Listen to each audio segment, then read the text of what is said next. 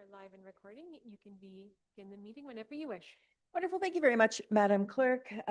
We are back from our recess. It's about 1:13 p.m. Apologies for the delay in getting started. So we are now kicking off the second half of our special council meeting where we're receiving the budget for the first time. And we are going to be receiving a presentation from Jeanette Levies-Smith, who is the CAO, Secretary Treasurer of the Tonabee Region Conservation Authority. Jeanette, welcome, and the lectern is all yours.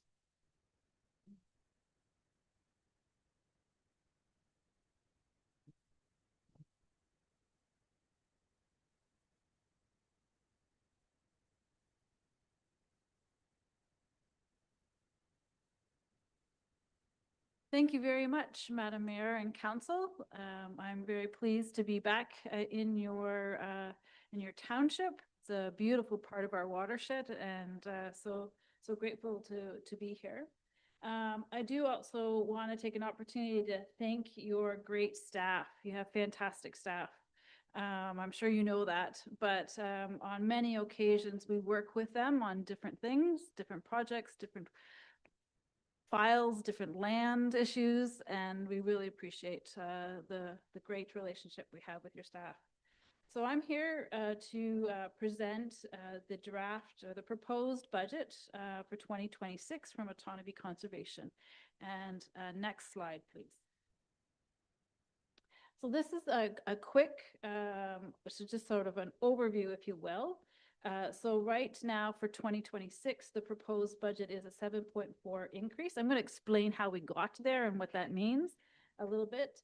But that increase in dollars represents $115,000, and that is spread across the 8 municipalities. What that means is that we have an actual 0% operating budget, and I'll explain how we got to 0, because that sounds a little strange that you got to 0 operating, but that full 7.4 actually is our capital budget. And we're reintroducing a capital budget for the first time since we haven't had it on the levy in the last 2 years. So that's why there's a significant jump there. And so next slide, please. So each conservation authority, there are 36 in Ontario. We receive what's called a modified current value assessment, and that assessment comes from the Ministry of Environment, Conservation and Parks. And that is what the tool that we use to calculate the apportionments. And apportionments is just another way of saying a tax levy. It's the term that the province uses. But it's the apportionment that the 8 member municipalities that are a part of Autonomy watershed take in. So a lot of that has to do with the actual land improvements that happened in those individual municipalities, but also population.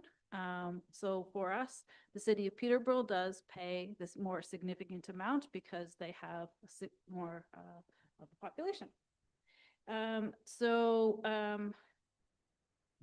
For Douro-Dummer, the apportionment for 2026 is proposed at $123,982, and that represents an increase in dollars of $8,627. Next slide, please. So a little bit around how we got to our 0 increase. It's been a process for us of reviewing things, but back in April of this year, I brought forward a report that talked about some of our organizational efficiencies and some of our gaps that we had. And that was a really good starting place for the board of directors to get an understanding of where we had opportunities to make adjustments, but also where we had gaps in our organization. That then followed up with a draft 3-year operating budget. So this is the first time we've taken on multi budgeting year over year. So not just year over year, but 3 years. And that was presented in June. And that was a good document that helped the board understand the efficiencies that we found and the gaps that we had, how that would actually line up from a business plan, if you will. And so from there, that gave direction back to staff to start preparing the 2026 budget. So really, in a nutshell, we found some savings, we needed some money, but at the end of the day, we were able to incorporate it into a zero operating budget. Next slide, please. So these are some of the highlights that are in that budget. So really, again, that tax levy / apportionment remains the same of what it is in 2025. We have reduced our permitting revenues, and that is because we are noticing, actually all of the conservation authorities are noticing, that there's just not as much construction and action happening out in the field. And so we took a precautionary, instead of including the revenue, it was a precautionary to take it out so that we didn't over budget revenue. We also had concluded our agreement at the Lakefield Campground, that's with the Township of Selwyn. We've also significantly reduced our consulting, external consulting fees. And also in that budget, we've made some enhancements to our software. We're knowing that we're needing to modernize there. It also does include a cost, 2% cost of living, a COLA for staff. It also includes some ongoing grants and donations. And we're also transitioning some of our services back in-house with some new staff positions that were vacant. And good news for us, we also have not been drawing on our reserves into our operating budget, which is not sustainable in the long run. Next slide, please. So highlights of the capital budget, if you will. So this is again where the increase is occurring. So that increase of 115,000. And so we have a number of assets that are out in our conservation lands. They're old pit toilets, they're old gatehouses that actually need to come down. They're being vandalized, they're not safe, so we need to actually decommission them because we've either replaced them with new over the years. We also need some equipment to do that. And for the first time, we have a very small contribution to reserves included in the capital budget. So I'll have the next slide, please, has a little bit detail that, again, the board of directors saw this level of detail. So these are category 1 services.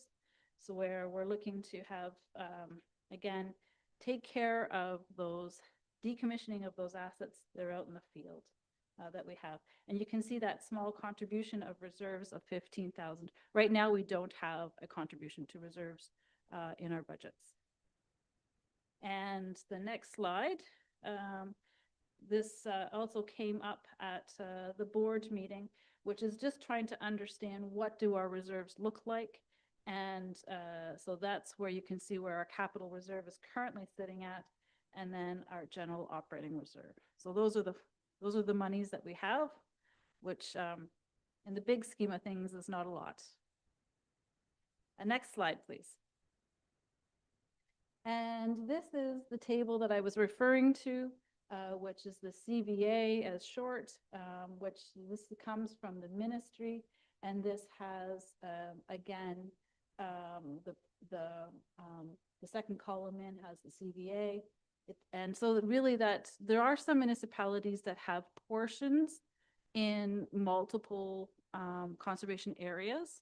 And so it's only the portion, it doesn't play out here for Douro-Dummer Township, but there are some, Cabamonigan is a good example, where they have multiple lands in different conservation areas. So that's the portion of land that's in this specific watershed.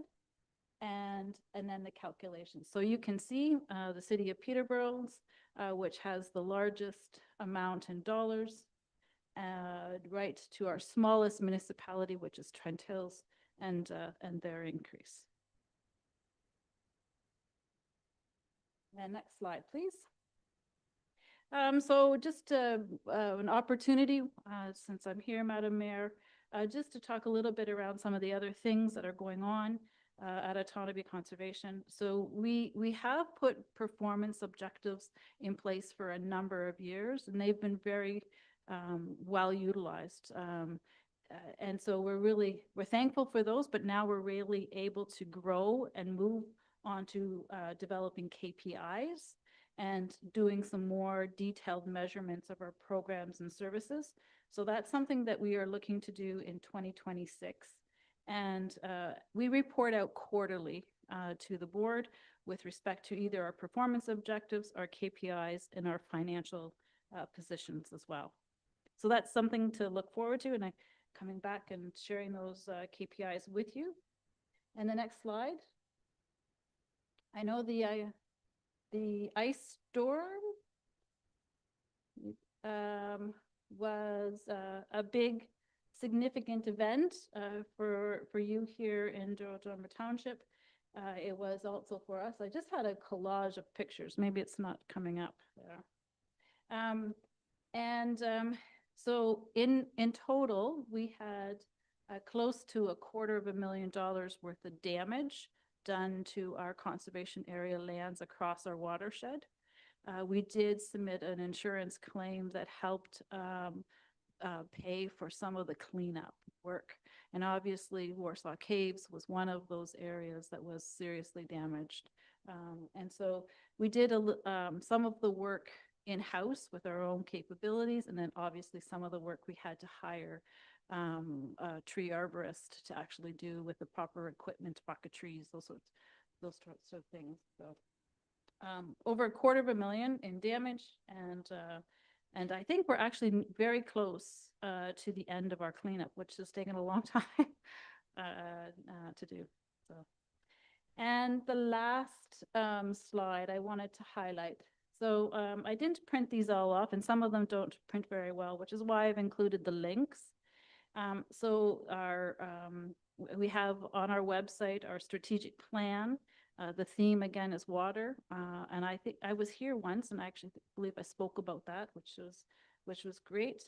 Our annual report. So there is actually an ArcGIS format, so it doesn't print out, but if you actually go onto it and then you zoom in, you can get details about Douro-Dummer, how many permits we had in 2024, levels of detail there. So it's very interactive. And then the fourth one, or I should say the next one, is the permitting standards report. That's also on our website. That is a provincial directive that all 36 conservation authorities need to produce.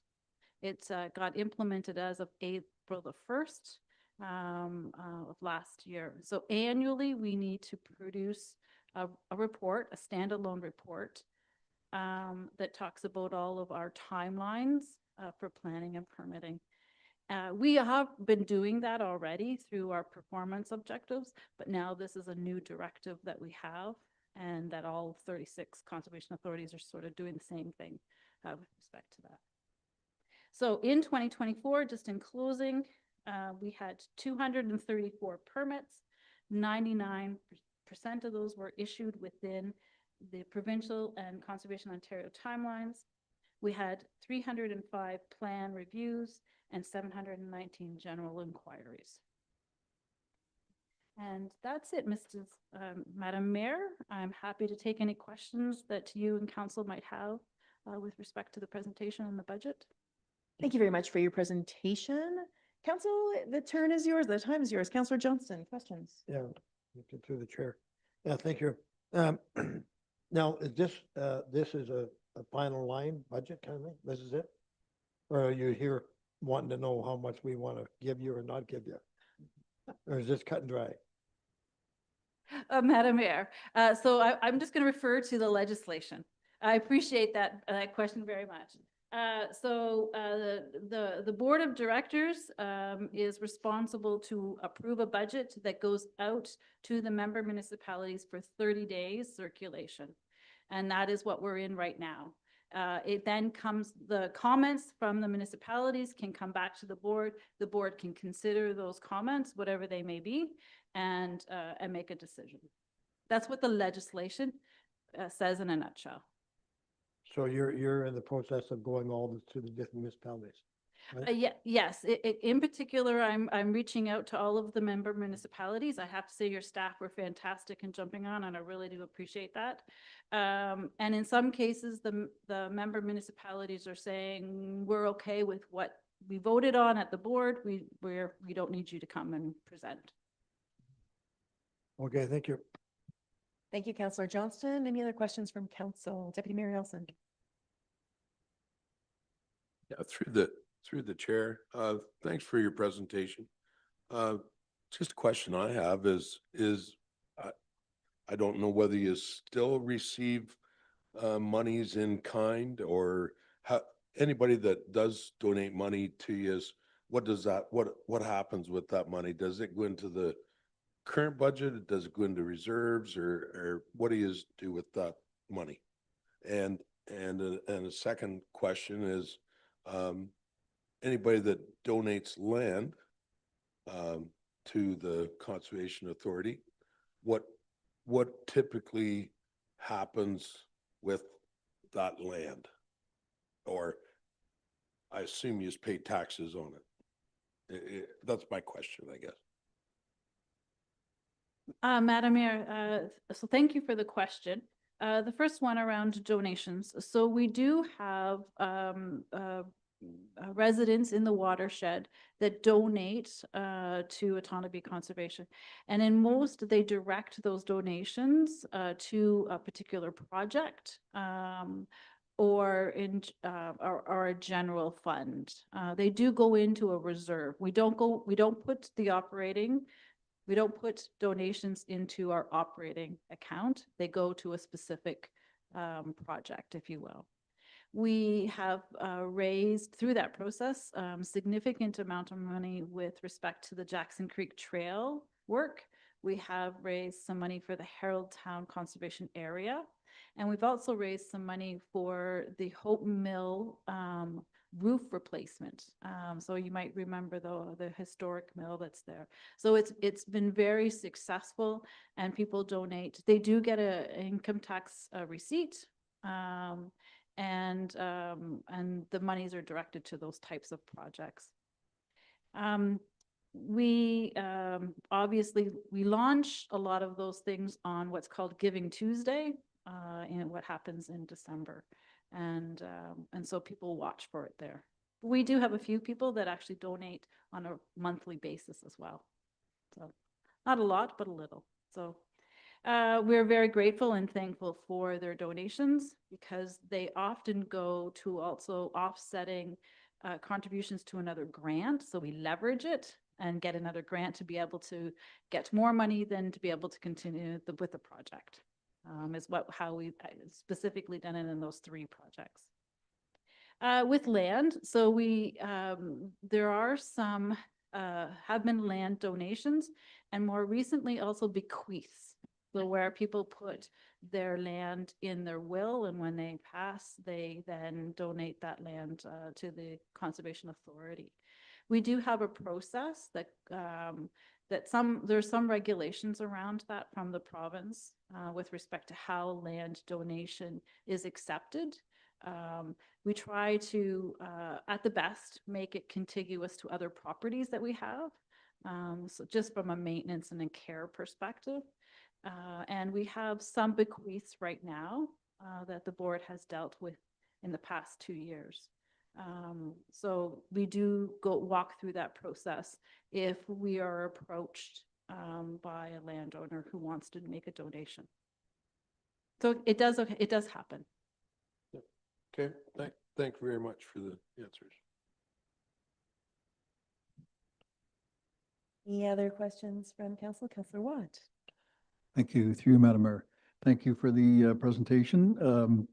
A question that came up with our council, and probably other ones over the last little while, was the provincial government, I believe it was, took away, or you don't do certain jobs anymore that you used to do, like maybe it was reviewing reports. So, and the question was, well, does that mean they have to get rid of some employees and stuff like that? But in our last meeting, first one that I was at, that was discussed, and I just wanted the group to know that what was said was, because those were taken away, it opened up allocations and spots where current staff could take on the jobs that you were farming out to other conservation areas, and stuff like that, you know, like, so if you could just kind of briefly explain, that's in a nutshell for me, but exactly how that worked. Yes, thank you, Counselor. So that refers back to that efficiency report that the board received. So there were specifically referencing Bill 23, where there were staff that had a role in the natural heritage component, as an example. We were actually in contract services with Ganaraska Conservation Authority. So we really want to bring those, some of those, we need to change what we're doing. We don't need to pay Ganarask anymore. So that's where that external consulting fees were saved, and bring those services, other services back in-house. So it contributed really significantly to finding that zero operating at the end of the day. That savings is how we really, it helped. Any other questions from council? Seeing nothing, before we bid you adieu for the day, I don't know if this is a you question, Ms. Levy-Smith, or something for Mr. Joshi. Again, I just want to make sure that everything's adding up. The math's got a math for me here. So we're seeing the proposed apportionment, I can't even say that word, apportionment, for Douro-Dummer Township at $8,627 in our budget book. However, on that summary sheet that I keep referring back to, we have $7,761 increase. Is that true? I know that the budget is a bit of a living document as we're getting data in from our boards and commissions and what have you, or is there some sort of offsetting revenue and everybody's panicking and flipping papers? So maybe I can just ask the question and staff can report back following this meeting once they figure it out. No quick answers from anyone? Okay, so we'll leave it at that. No? Oh, Mr. Davis. Through the mayor, back to the mayor. The actual figure that's proposed in the 2026 budget is 123,982, which is exactly our municipal apportionment. We're just not showing. The dollar change. I think, And then I'm looking I at think, the I network, think, right? I think our number is different than the Orca number, is because the numbers from 2025 are different from each other, from what's in see this report versus that report. But the number that's actually in the budget that we need to set aside is correct based on what was in this What presentation. the say. total number Yeah. is. So maybe the rest is like just a small clerical error that we'll approve for future presentation. Okay, I appreciate that. Thank you for the clarification. Any other questions on the Orca presentation, council? Seeing nothing, thank you very much for coming all the way out to Douro-Dummer Township. We appreciate seeing you in our chambers, and hopefully you'll be able to come back with those KPI reporting at some point in the future as well. Thank you very much, Madam Mayor and Council. It's always a pleasure coming out and seeing you. So thank you very much. Thank you. Okay, council, we are now moving on. Do we need a motion to receive it? It's part of the overall budget, but sure, Councilor Watt, you want to? All right, sure. I will make a motion to receive the delegation with thanks. Thank you. Councilor Johnson is seconding that. All in favor? And that motion carries. Okay, now we are moving on to our Parks and Recreation section of the budget book, which is section 3.4. And we have Mr. Mood joining us to walk us through that today. Mr. Mood, over to you. Perfect. Thank you. Through the mayor to members of council. We're going to go through the Parks and Rec aspect of the budget proposal of the first draft. I want to just identify a little bit of the responsibilities of the Parks and Rec department. We do manage all the parks, rec, sports fields, green spaces, trails, as well as the Douro and Warsaw community centers. We look after all the maintenance and action all capital projects. Next slide, please. The staff are for capital projects are proposing for the parks this year a shade structure at the Douro South Park. This project involves installing a permanent shade structure near the pickleball, tennis ball courts at the Douro South Park to provide sun protection for the players and spectators waiting to use the courts. The usage of these courts has gone up significantly since we've installed them. We have had this request from a number of our user groups. Over this past summer, we had 192 hours of court rentals. And that's, and usually, typically when we do get a court rental, it is for a league. So we approximately have 16 people playing at a time. So throughout the summer, if you just apply that 16 people per hour, that's about 3,100 people sitting there throughout the summer. And that's not to, we can't even capture all the single uses that we get there. So it is extremely well used. This shade structure that's being proposed is going to be a 6x6 post, 12x20 Toja system grid. So it will just be an open area with a shade screen structure for the roof. That will be removable for the winter months to have it last a little bit longer instead of doing a hard top roof. This way we can provide adequate shade, but also try to reduce the cost of a permanent roof structure. The second item that we're proposing is the stair replacement from the South Park to the Upper Ball Diamond. Over the years, this structure is wood based. Over the years, with all the wear and tear from the ball cleats going up and down the stairs, it is deteriorating the woods. The railing is starting to rot. We're looking to replace this with similar stairs to what we have at the Warsaw Community Center, from the upper parking lot to the lower parking lot. These would be 4-foot wide precast concrete steps with permanent railings on either side. And then we're also looking to install some small flower beds at the base of them. As you guys know, with last year's park celebration for the 50-year anniversary of the purchase of the park, we do have a commemorative plaque at the base of those stairs currently. So this would help spruce up the location for that plaque for everybody to see. The next slide, please. At the Douro Community Center, we are looking to replace the water treatment system. As you're aware, over the years, with the Walkerton incident and mandates from the government and the health units to supply clean water to the users of the facilities, over the years, when those pieces of treatment equipment have been put in, the technology at the time or the sizing of the pieces of equipment has actually reduced the water flow pressure. So when we're filling the Olympia, or the showers are running, or we have a large event upstairs, multiple toilets flushing, we're not getting an adequate water supply. So this is to remove all the existing water treatment and replace it with more modern and increase the size capacity of their ability to treat, so we can increase our actual water pressure for the facility for multiple use events.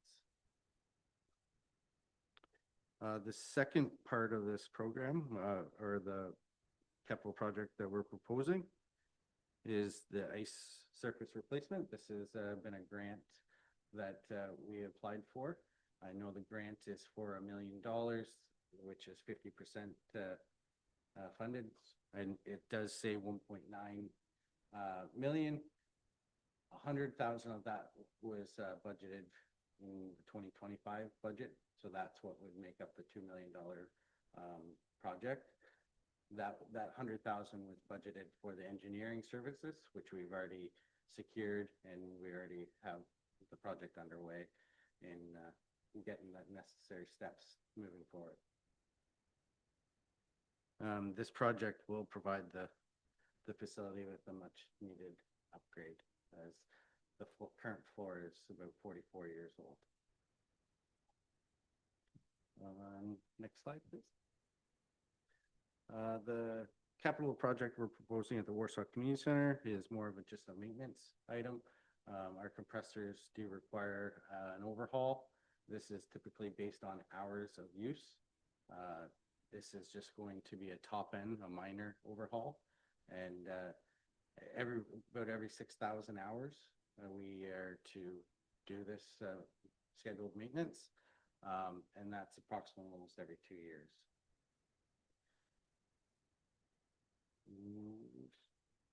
Go to the next slide. For the operating budget, I'm looking at the Parks and Rec overall. This includes the parks, the Warsaw Community Center, the Douro Community Center. The key changes there is the increase of the staff wages of 31,000. This encompasses the cost of living increase this year. Also, there's a number of staff eligible for grid increases, which haven't been eligible in previous years. And then this also includes the reallocation of the administrative staff. Typically, the corporate services had 10% of the administration staff. That they're actually giving up that 10%, and the Parks and Rec department is going to be taking on that 10% salary allocation. The other big change is the insurance. Our insurance keeps going up and up every year. It's a big increase of 11,000, almost $12,000. And then another thing that is affecting the overall is with the summer revenue at the Douro Community Center, we're unable to capture any of those allocated rentals from previous years. Some of that will be shifted to Warsaw, but some of those rentals won't be able to be captured. I do know, like, for example, the girls roller derby events can't happen there, but they can practice at the Warsaw Community Center. It's just not wide enough to support their legal their requirements to support a full game, but they can practice, so we lose the game days. Also, another big one is the hot tub sale. That's approximately $4,000 in revenue that we've been bringing in on that weekend. Warsaw's location isn't ideal for them as they try to capture the traffic on 28th, and they are interested though in coming back the following year to resume those rentals. But those are the major factors and the changes for the budget. Happy to answer any questions. Right? Oh, the other tables? Yeah, I can go through the next ones. So on the park side of things, again, I have already highlighted the bigger changes.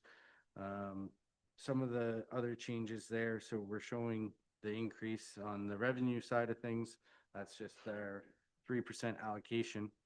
I know there is an increase on the staff wages.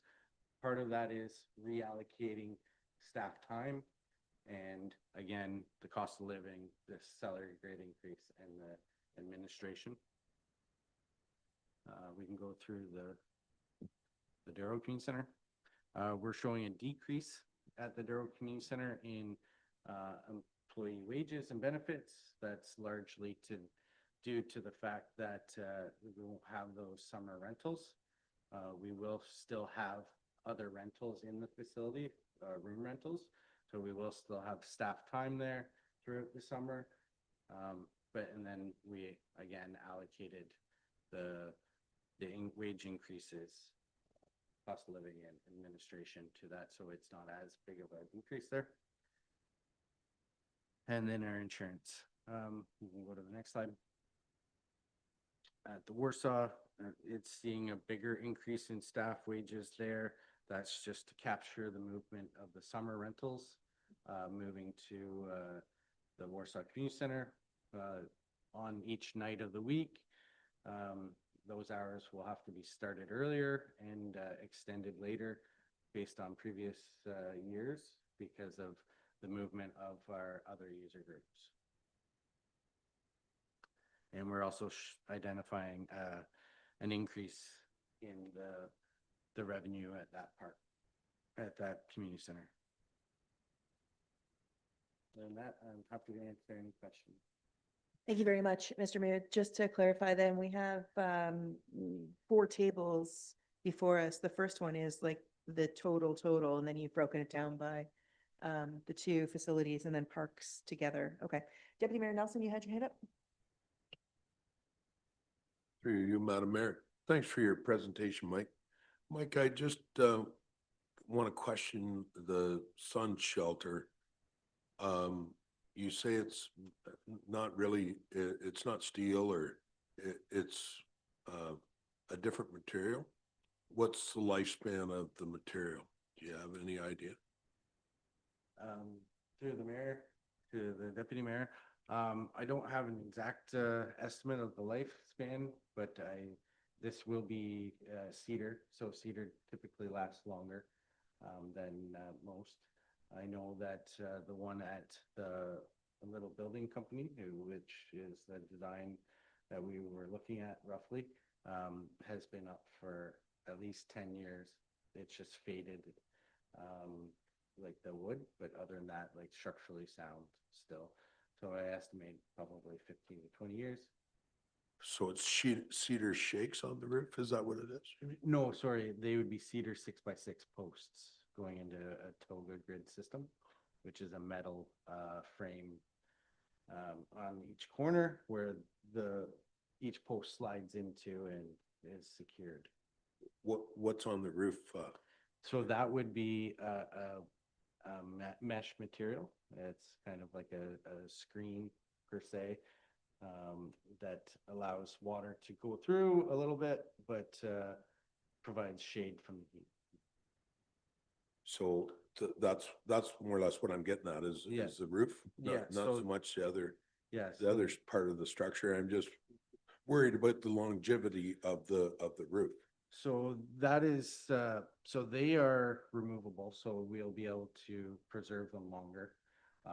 The estimated cost just to replace those is about $400. So that's a minimal maintenance going forward if we have to change them, and they would last more than a season. Okay. Would you be able to give us a cost estimate between permanent roof compared to the mesh? Yeah, so the last estimate that we received for that was about $16,000. And that was the previous year for the shelter at Clintonia. This will be the exact same size as proposed, but we're looking to do an alternate solution to reduce the cost.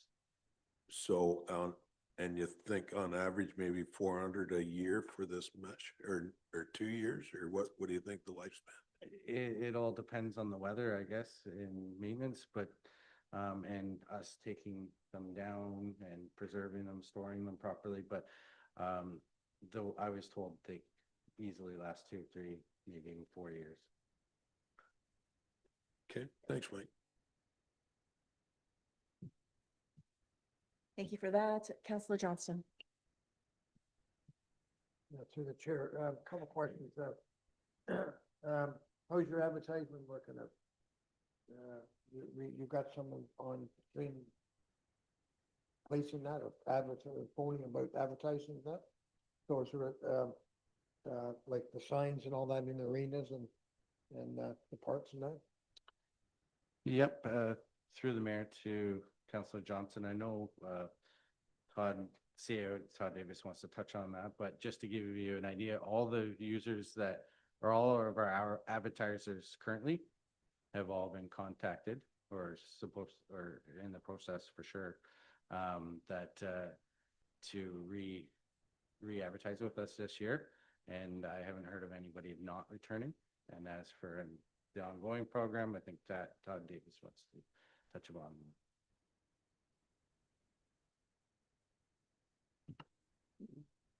Through the chair to Councillor Johnson, sorry. It's a little closer than I thought. So we took your feedback and we worked with Fleming College this year to develop a sponsorship advertising program for the community centers that will be coming to council in the not too distant future, probably not in October, but probably in November, where we've developed a better program that we can market to local businesses in the community. That includes some advertising on our end to help sort of attract new sponsorship and be more reflective of what a modern sponsorship advertising program looks like. So that will be coming forward to council for consideration, input, and direction that we plan to roll out in 2026. So is this a thing that the students are taking on? Or- So we partnered with Fleming College and we work with the students. It was a project for the students in their summer program this summer, in their online advertising course. We had 5 different groups of students work on 5 different provide us with 5 different sponsorship programs, and we're just trying to sort out which one we want to bring forward to council for their input. And Mike, the other thing is that the booth, how's it working out with, because Roger's doing all the booths again, is that all working out good for you? And do we make a little bit of money on that kind of? Yeah, through the mayor to Councillor Johnson. Yep, Roger is back and he is looking after both facilities, and there is a monthly fee or a seasonally fee for both facilities. And I believe it's all just starting to ramp up for him more so because the minor hockey games haven't really been happening as of yet, but they're starting their seasons within the next week or 2. And about the barbecue out in the Douro parking lot there, did they everything work out good this year? As far as I know, with my conversations throughout the season with them, they did very well. And the washroom worked out good? Yeah, Everything was good? they're happy with everything this past season.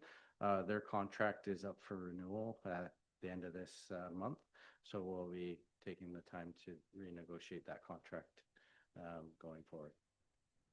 Now, the other thing is when you go to do the ice in Douro, is there more work going to be done in the dressing rooms? Like that's the time now when we're not going to be using it. There's just work going to be done in the dressing rooms. Be a good time to do it when there's nobody going to be around. I don't know if we need painting or cleaning or whatever, but I'm just saying when it's going to be empty now, be a good time to spend some time in there. Yeah, through the mayor to Councillor Johnson, actually both community centers underwent painting this year.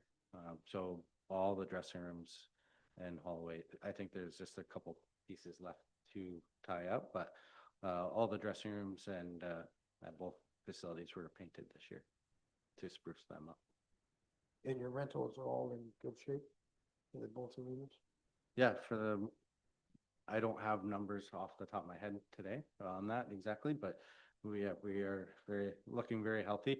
We have projected increases for that side of things for both the Warsaw and the Douro community centers.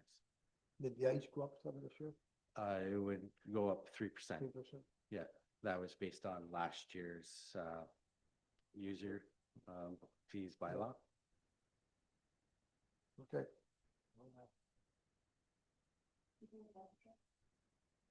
Maybe I'm not done.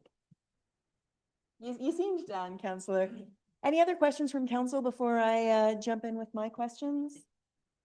Okay, Mr. Mood, I do have a few questions. Let's start with the shade structure proposed for Douro South Park. You referenced in your verbal presentation 192 hours for league play, which is 16 players per hour. Roughly, or can you remind me, I guess, what the fee is per hour for league play? What are we charging? Yeah, to the mayor, it's approximately $30 an hour, and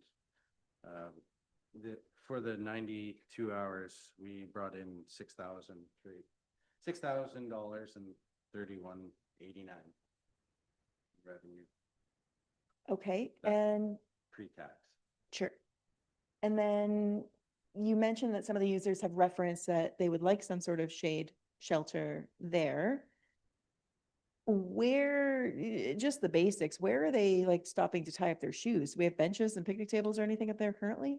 Yeah, so right now we have, I think, two, maybe three picnic tables outside the fencing area, so they would be put likely under that shade structure. It should fit. And in the 12 by 20 TOJA grid system that you're proposing, would we aim to put seating under there, or are people just going to stand under 12 by 20 We could space? be moving the picnic tables under that structure. Understood. So the people who are looking for it, has there been, I understand when I'm out in the community, a lot of people, not just within Douro-Dummer, but who reside outside of the community, talk about how wonderful the pickleball courts are down at the Douro South Park.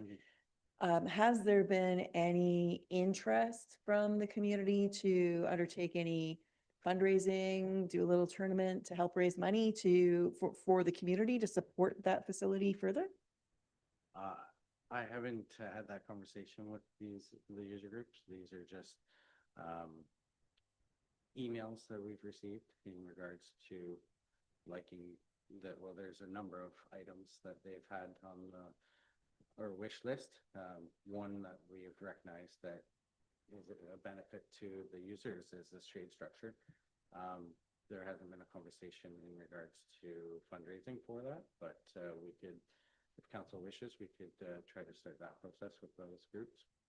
Sure. I mean, I certainly recognize, the ability to, or the desire to improve the facility. I think we just cut the ribbon on that in November of 2023. This year, so we really only had a full year of playing last year. And then this year we had introduced, based on user feedback, the windscreens, which I understand have made a considerable difference to play. I just wonder, if there's such a drive from the community to put that structure up, the ongoing maintenance. I'm a little concerned about whether or not the TOJA systems are, I won't say engineered, but are durable for institutional use as opposed to residential use. I don't know if they have a commercial line that you're referring to. I'm familiar with the product itself. So I do have some concerns there, but we can leave that for another day. Moving on to the water treatment replacement. Fundamentally, this was a huge problem last year at the Douro Community Center to get enough water flow to flush toilets, to run showers, to fill the Olympia. I think I misheard you. I hope I misheard you. You referenced Walkerton and that tragic circumstance a number of years ago, and our responsibility to provide safe drinking water. I don't see how water pressure is directly related to the Clean Water and Source Water Protection Act specifically. We don't have issues with people drinking the water. And I want to make sure that we're clear Yeah, there, no. that we're not misaligning those two issues. Water pressure and safe drinking water are two separate issues. For sure. So the thing is with that act, we've put in treatment solutions, which our water is tested every 3 months, and we are free and clear. All of our tests come back positively great. This is just because of some of the sizing of those components weren't sized to their maximum capacity. So we're reducing our flow through all of those components, which is a number of components. We have our carbon tanks, we have our softeners, and then we have our water filters, and then we have our UVs. When they were put in, they weren't necessarily put in all at the exact same time, and they weren't put in at their maximum capacity with piping sizes. So it has ultimately reduced our flow pressure. We do have the ability to put our building in bypass. So we do know it is our treatment system. So when we can bypass all that treatment and we have more than enough pressure to supply the whole facility, But we can't do that because of the quality of water that we have to provide. Understood. As I said, I fundamentally support fixing the flow issues. And thank you for that further clarification around the tie to safe drinking water supply. The timing of that project, would we attempt, if approved, would we attempt to do that during the 2025-2026 season? Or would we wait until the ice is out and we're moving forward with the ice surface, the floor replacement in Douro Community Center? I just wonder how much longer the good users of the Douro Community Center in the winter months have to endure poor water pressure. To the mayor, we have, like, there was another issue with our filters getting clogged, and we had an issue with that. We have since rectified that, so it has improved the water quality, but not increased it to enough. Like, before, I don't think, before we found that issue, the showers were trickling. And now the showers still work while we flip the ice. It's not ideal if we have another rental upstairs and then the toilets don't want to fully flush properly unless we're not filling the machine. So the issue surrounds filling up the ice resurfacer. I do know that we are taking precautions to, reduce the amount of flow. It may be a longer fill for the staff, but we're reducing the amount of pressure we are requiring to fill that machine. Also, we've been making sure that everything is, the oil water filters are clear. There is no blockages. So we do see an increase, but like I said, this is to fully solve that problem. Okay, so the question, Mr. Merton, the timing of the actual replacement of the system, then would you wait until we take the ice out and begin moving forward with the floor replacement at the same time? Or would you be looking to try and embark upon that as soon as the budget is approved? I would have to talk to the plumber and see what kind of time frame they need to do all of this. If it's possible to do it this season, then we will. Maybe if we can capture a time that it is down, but we have to make sure that we're providing a safe drinking water. So if they can only do certain parts of it, we may not be able to do that. But maybe if there's certain parts they can do ahead of other things that we don't need necessarily for the quality of drinking water, but so instead of softening or carbon tanks, we don't necessarily need those. That's more of a maintenance for the equipment that we have actually in the facility. But if we can get the filter and UV tied in somehow first and action that, we will definitely try to do that. If not, then it would be a project that would start as soon as we take the ice out and start the summer ice surface. Okay, thank you for that. Bear with me. The advertising revenue you're projecting the same this year over last year, notwithstanding a report that might be coming forward, or that will be coming forward rather, from the Fleming students that we worked with. I remember when we purchased the Olympia, it was suggested that there might be new advertising opportunities available, or individuals or groups rather, businesses who are interested in sponsoring that. Is that moving forward, or is that part of this budget, or are we expecting additional interest? Yeah, so in our current advertising policy, there is a spot for them to utilize advertising on the ice resurfacers. Unfortunately, right now, we don't have anybody that has come forth to do that. I was working with a company to try to start that, and fortunately, they already pre-committed some advertising and funds elsewhere at that time and couldn't do it. So it fell through. So Okay.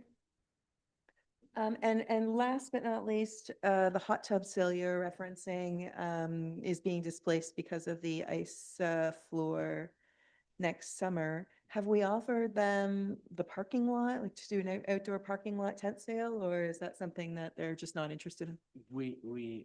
I did have that conversation with them, when they were here in the summer as a possible solution. The only unknowns right now is what our parking lot will look like with the construction.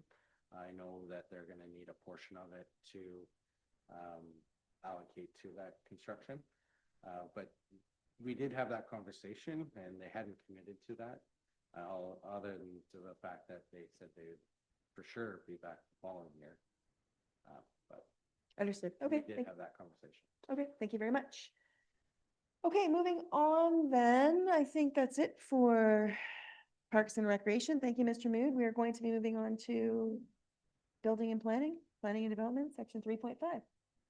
Oh, look, and Mr. Hellman's already here. Welcome.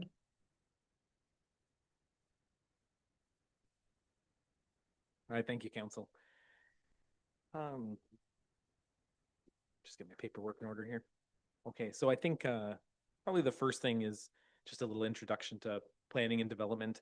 I think in the simplest form, planning services works to ensure development is consistent with applicable policies, and more importantly, that it's appropriate and desirable for our community. Day to day, typically the planning department responds to general and detailed land use inquiries, interprets the township zoning bylaw, processes and reviews zoning bylaw amendments, minor variances, and site plan agreements. And then we also provide comments on official plan amendments and then subdivision and consent applications. If we are at our table, the 2026 operating budget has a few adjustments. As you can see on the top column, top row, there's a reduction in wages and benefits. So after the previous planner retired, the decision was made to shift the management responsibilities from the planner to the chief building official. The idea with that was that it would afford the township to hire a planner with less overall experience and one that could solely focus on planning. We were successful in that approach, and therefore we did realize a reduction in wages. In our fourth row, you'll see that there is an increase in contracted services. So the township did engage the services of a third party to bridge the gap between planners. And we'd made the decision to keep some of the more complex files with those third party planners. This will help keep the file moving smoothly and efficiently for the applicant. And we've budgeted $5,000 to cover the remainder of the services required to see those files. It's mainly our subdivision files to completion. And then one of the other increases that we see is on professional development and membership. And that's just, that line item was increased by $900. And we just feel that it better reflects the needs of our staff in that area. There's not that many changes to that, so I'm open to any questions that people have for planning.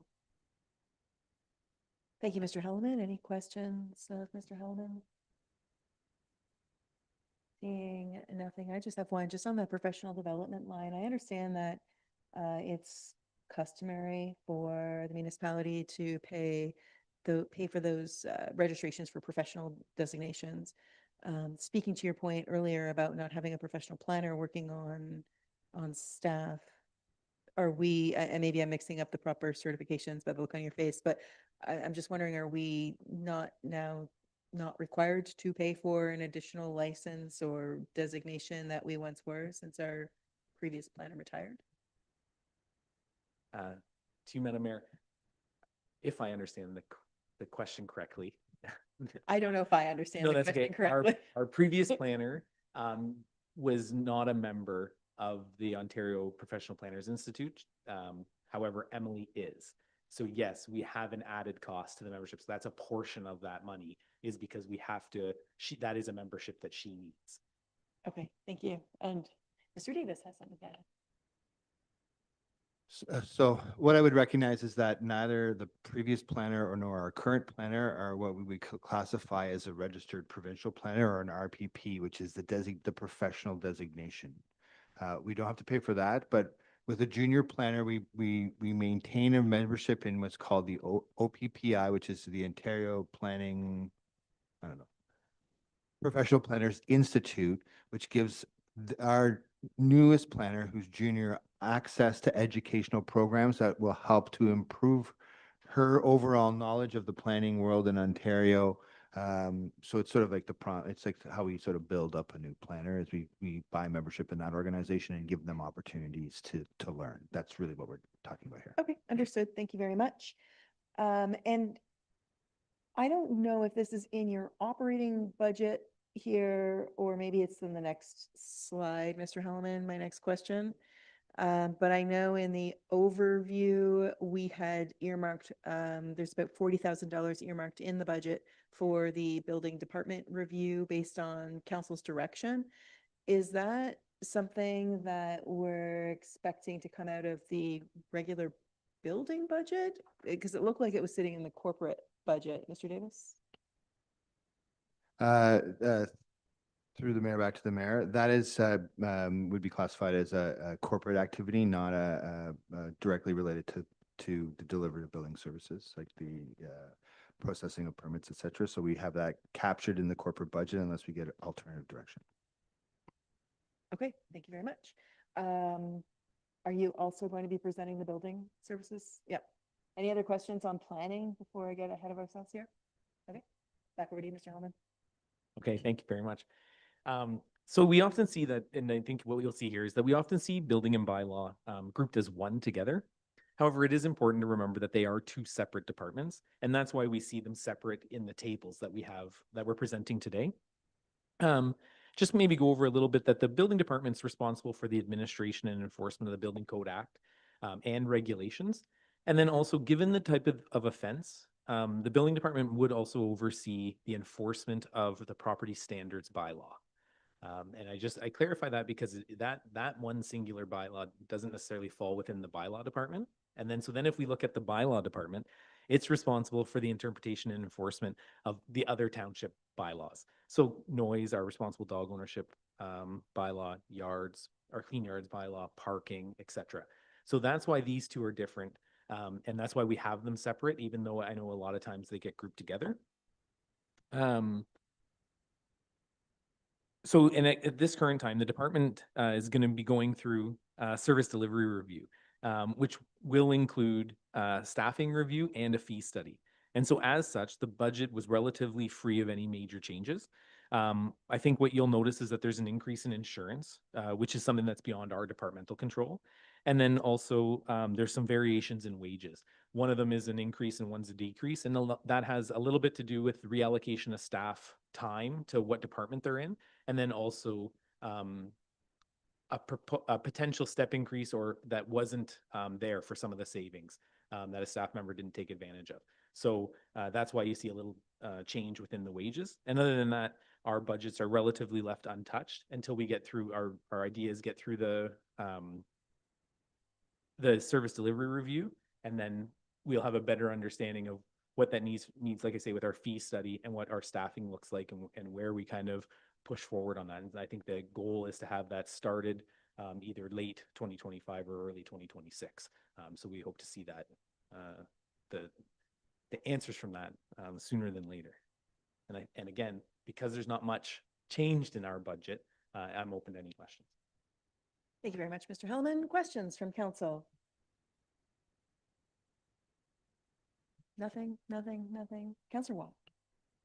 Sure, just a quick one. Dawn, how's it going with your allocation of, you can claim so much of a permit when you open it, kind of like that, and then, you can't claim the rest of it till it closes, kind of like that. That's got to be a nightmare.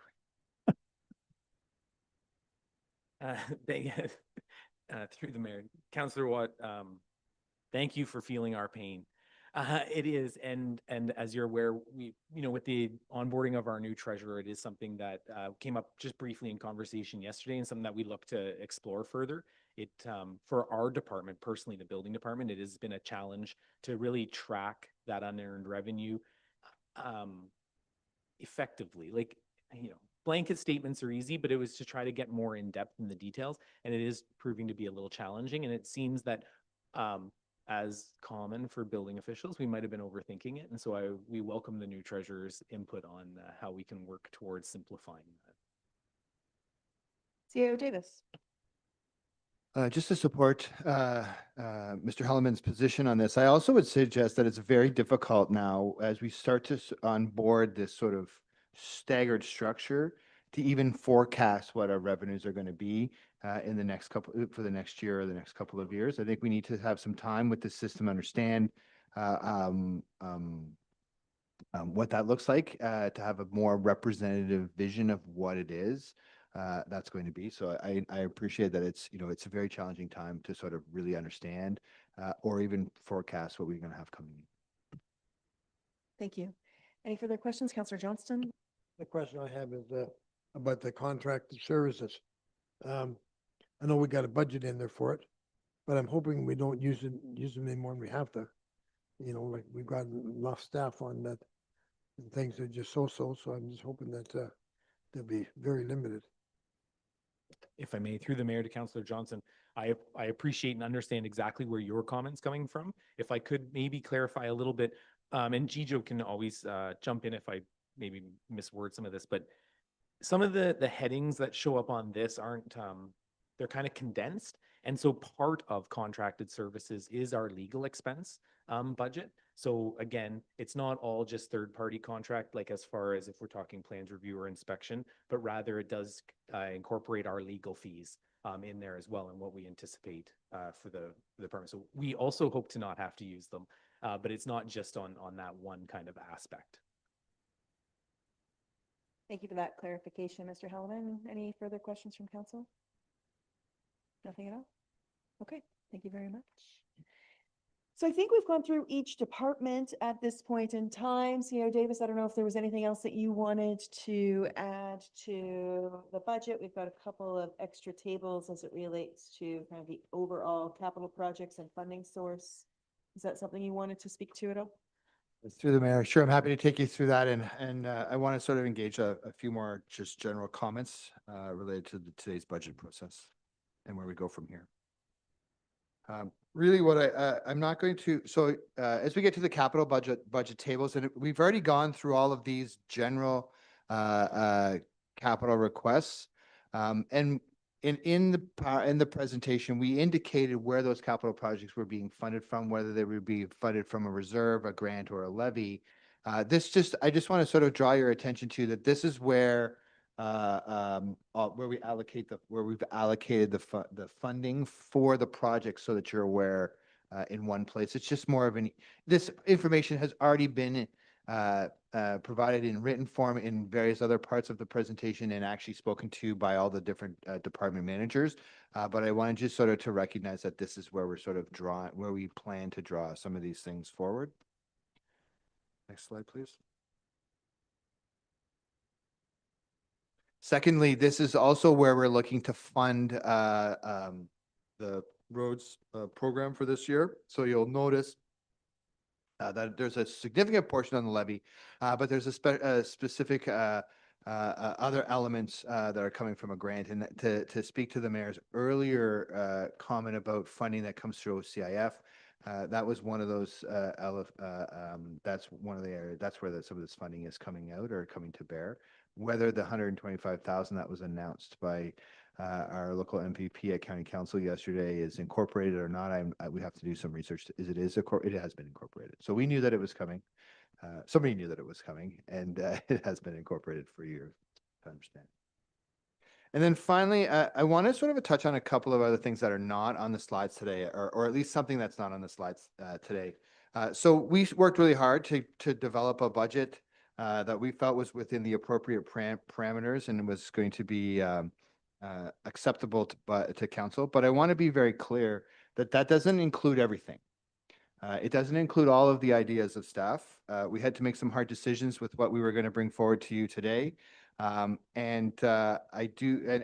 recognize, so for example, I want to highlight on a couple of things that we have not brought forward today, but things that we've contemplated. We left them out because we felt the level of cost to the township was getting to the threshold that we were comfortable with. However, if there's an appetite for further conversation, or you'd like to delete something out of the budget and replace it with something else, I just want to put some ideas into your head. We can have a further conversation at the public meeting and or in November. when we bring a second draft. So in the various divisions, we looked at a number of different things. So I just give you some highlights as to some of the things that we didn't put in the budget but contemplated and would be willing to discuss. So first and foremost, in the public works area, last year we received a question about public docks and the improvement on some public docks that existed. And we went, so over the year we did some research. We've been out, we've had a request from McCracken's Landing specifically to add an additional dock to that area, just for your information. Cost of a new docking, some extra docks there would be $35,000.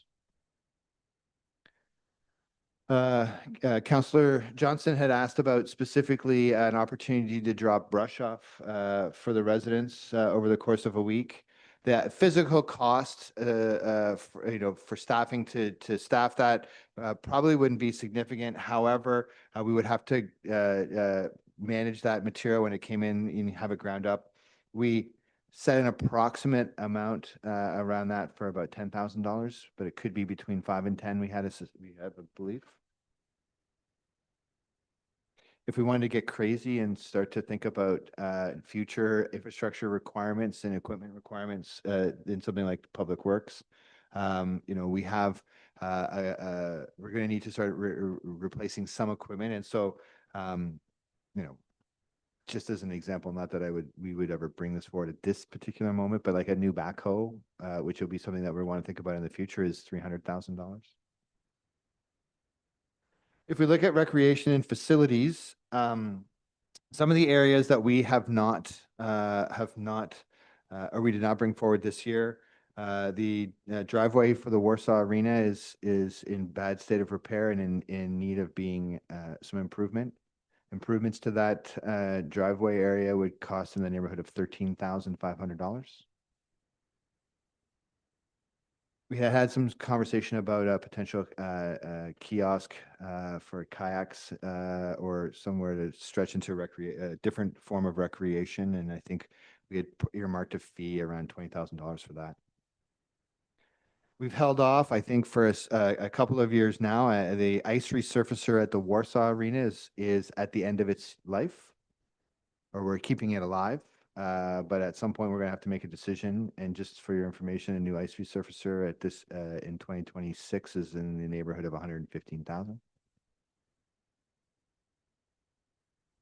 Corporate services looked at a couple of so there's 4 items in corporate services that we also did not include in this year's election. One of the things we talked about is a guide to the township with information that we can provide either to new residents or visitors. We earmarked about $15,000 to do something to design and print something along those lines. We had we made some changes, as I understand it, to the front counter during COVID, but we didn't really upgrade or modernize that area. And as we sort of look to maximize the use of our office space, one of the areas that we recognize that needs some attention is that front counter area. And between the counter and improved seating in the lobby, we're looking at about could be a $30,000 capital project.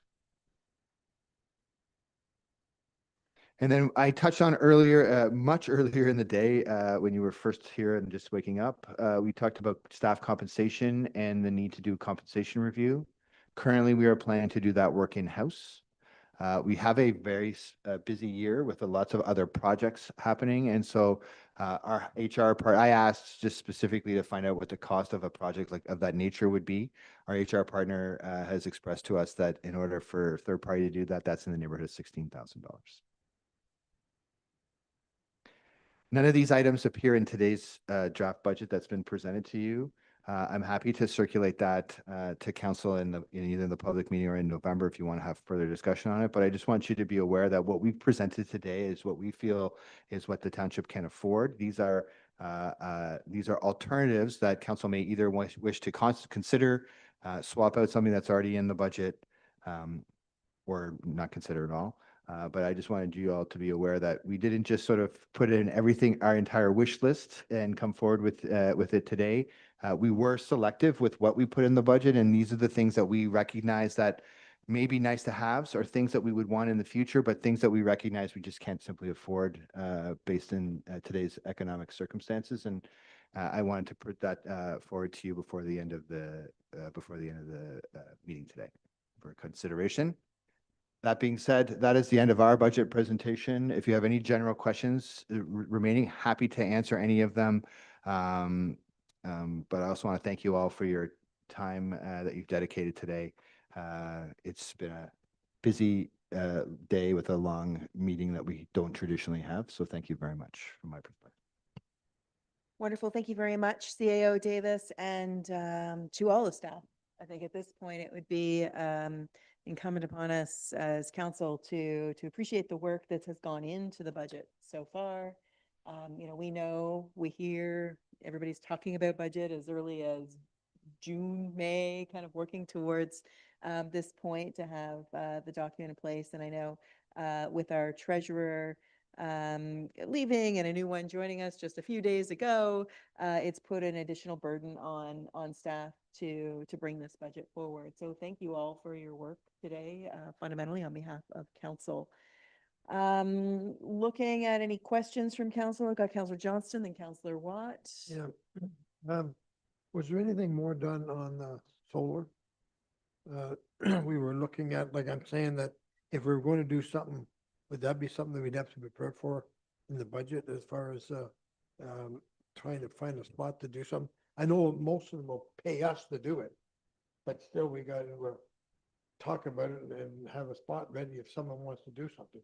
Yeah, sure. Back to Councillor Johnson. So if we had a conversation at the last council meeting related to IESO procurement for that we supported on a private piece of property. I think we have some direction from council and open to do some work or look at what municipal properties exist. We are currently doing that work. There isn't really any funding required to do that work. It wouldn't be something, we have limited numbers of properties that we can look at in a further conversation that needs to be had. This is not solar on a pedestal at the Warsaw Community Center. This is a much larger scale on, and so we have to look at what kind of land we would have available to do that. So that work is ongoing. Yeah, then that's not the project I'm talking about. We talked about earlier, maybe coming up with something of our own on property, putting solar, like stand up and stuff. I believe a report's going to be forthcoming on that in the future. Through the mayor to Councillor Johnson, yes, there will be a public report forthcoming. We're doing our work. What I was referencing is the actual work that we're doing on that to build that report for you.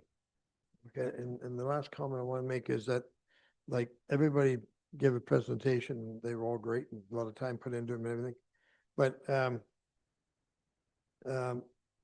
how do we give them direction, or who do we give direction? Is that we got it, we're not happy with not necessarily the work that's got to be done. We understand work's got to be done, but then again, there's only so much money to do the work. So I know in the past we would kind of probably direction in-house with all the different departments, that they would kind of look at it and see if there's any shortcomings that they could tighten up some things or anything. Is any of that going to be done, or is it just left now that wait till the public meeting? Through the mayor to Councillor Johnson. So I believe on Tuesday we are having we're going to be discussing the budget again pretty robustly in the public meeting portion, and that would be an appropriate time for staff to take. We'll be having feedback from the general public that you will be hearing, but we will also be hearing that. This would also be a good time for council to provide us with feedback as to what you would like to see changed. We will be coming back in November with a second draft budget. And really what that whole goal is to take the feedback from council that you either provided today or will provide on the 21st from the members of the public that we will hear on Tuesday and or on Thursday at the various public contact spaces. And then we will make changes to the current draft as it stands to tighten them up or improve the information that we have as it comes in between now and November, and then we'll bring a second draft to you for much further deliberation. Is that acceptable?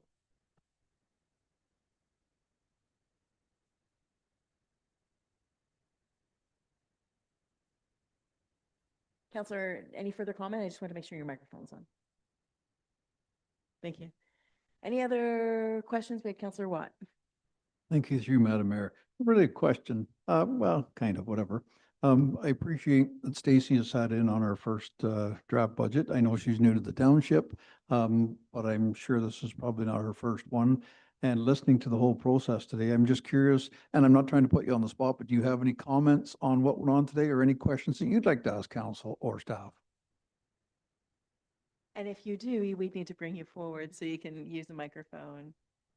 Ms. Grenier.